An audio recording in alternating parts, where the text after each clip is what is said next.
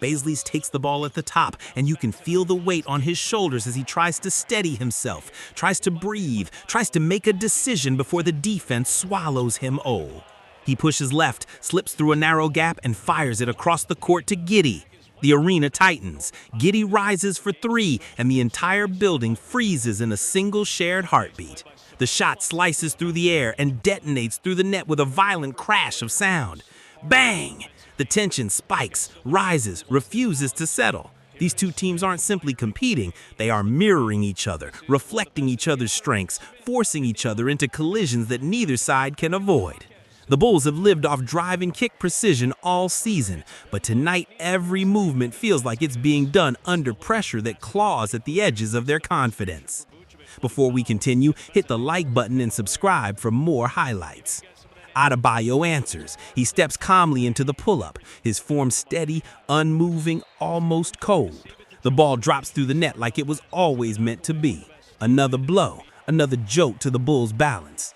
Powell crashes into the paint on the next Miami possession, rising into a short runner that bounces softly off the glass and settles home. His game looks deeper tonight, more complete, more dangerous, and the Bulls can feel it tightening around them, a slow constriction that isn't loud but is absolutely real. Giddey refuses to fall back. He cuts again, flashing through the defense, taking a feed and gliding toward the rim with the kind of control that makes defenders hesitate. He flips it in. The Bulls stay in front for the moment, but the tension isn't easing. It's building like an electrical current in the air. Adebayo fires again, this time from beyond the arc, and the shot drops with the same steady, cold confidence. He brings a silence with him when he scores, a silence that unsettles. Then Mitchell answers for Miami with a soft glide, a floating fingertip roll that feels surgical. Miami isn't rushing, they're circling, tightening, pushing towards something. Fontecchio slaps the ball free from Herter. It pops loose, chaos suddenly unfolding, and Ware gathers it with momentum pouring behind him. He drives straight through contact, takes the hit, and still finishes. The whistle pierces through the arena. And one. It's not celebration, it's warning. Chicago tries to counter with Smith slipping through the lane for a finish, but everything feels like pressure on top of pressure, as if Miami's presence is pushing the Bulls closer to the edge of something they can't control.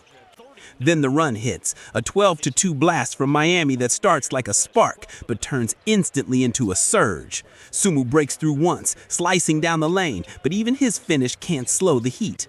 Smith answers with a three, then another, then a wild heave as the shot clock dies, contact on the release, the ball hitting the rim, bouncing twice and somehow falling through. The foul is called. The crowd doesn't scream, they inhale. Miami takes an 8-point lead, and the Bulls haven't scored a single field goal in the entire quarter. They are drifting, losing structure, losing rhythm, and every possession feels heavier than the one before it. Larson fights his way into the paint and forces in a tough finish, but Miami responds instantly. Everything they put up is falling. Everything Chicago shoots feels rushed, contested, anxious. Herter drains a three just to keep the Bulls from collapsing entirely, but Powell answers with another brutal blow, a high-arcing jumper that pierces the net. Then Ware destroys the shot at the other end, sending it flying back into play as if swatting away Chicago's last hint of momentum. Adebayo's spacing, Smith's control, Powell's ferocity, they're pulling the Bulls toward a place none of them want to go.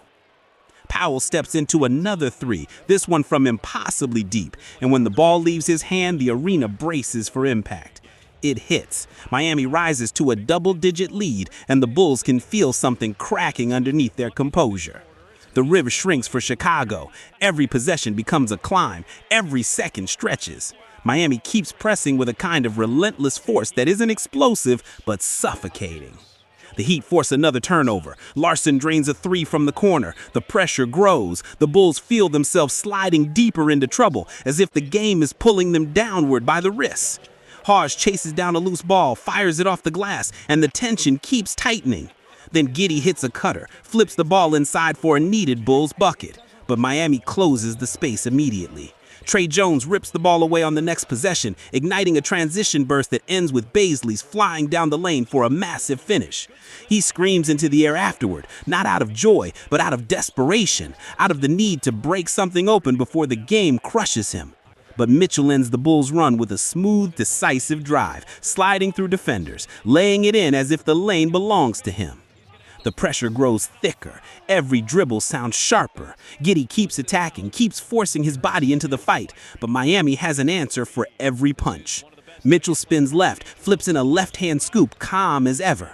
Then Smith barrels through with another finish. Fontecchio drills a three. Miami pushes the lead to its largest margin of the season, and the Bulls look stunned, hollow-eyed, searching for answers that aren't coming. Chicago responds with a block, then another. Giddey pushes the ball ahead. Sumu fires it cross court. Kelter catches, shoots, and off. He's 1 for 8 from deep. The Bulls' frustration is visible now, leaking through every movement. Miami attacks. Adebayo buries another long jumper. Ware rips down his 12th rebound. Phillips hits a deep three. Johnson answers from the corner. Everything Miami touches feels solid. Everything Chicago touches feels fragile. The Bulls push another possession. Giddey slices into the lane, trying to salvage something, but Miami swallows him at the rim. Adebayo controls the rebound and fires ahead. Tecchio finishes on the run, and the building feels like it's tipping entirely toward the Heat. Chicago is gassed. Miami is still accelerating. The pace is brutal. The collisions constant. The tension unending. Smith drives with the left hand, lays it in. The clock bleeds. The Bulls scramble, but Miami has locked the game into their hands. Phillips hits another shot at the horn, and when Giddey gathers the rebound and fires a desperate outlet, there's nothing left for Chicago to grab hold of.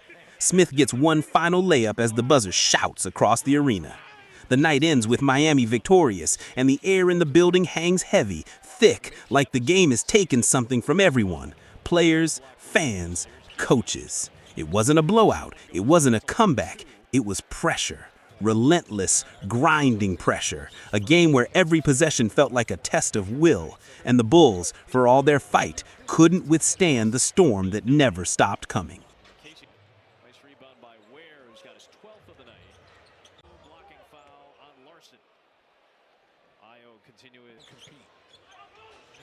That played for the finals. Another one. CBA, Minnesota go for